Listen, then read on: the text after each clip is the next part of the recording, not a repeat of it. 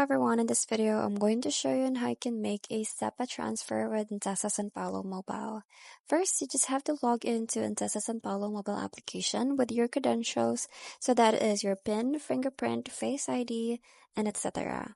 So from the home screen, go to the payments or the operations, then tap on the transfers.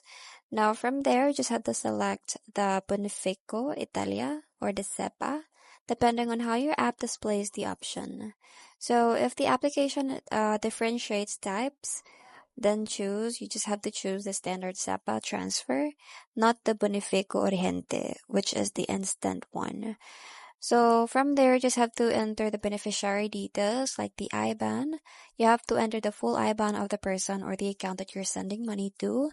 The beneficiary name, which is you just have to type the name as it appears on their bank account. The amount of euros that you're going to be sending. And lastly is the description. So this is for your reference or required information by the bank. But most of the time, this is just optional, so you can skip on this one.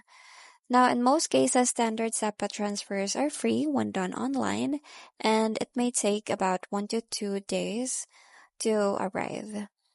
Now, after that, you just have to carefully check the IBAN, the name, the amount, and the description. Make sure that those are correct before proceeding. And next is to confirm and authorize using your security method. So it can be an OTP via push, SMS, biometric, or PIN.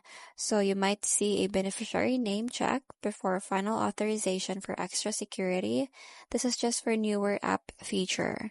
Lastly is after submitting, you will see a confirmation screen or a receipt showing that the SEPA transfer has been submitted.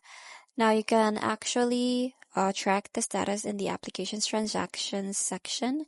So you will see it in there how the payment is processed. So that's pretty much it. I hope you find this video helpful. Thank you for watching, and I'll see you in my next one. Bye!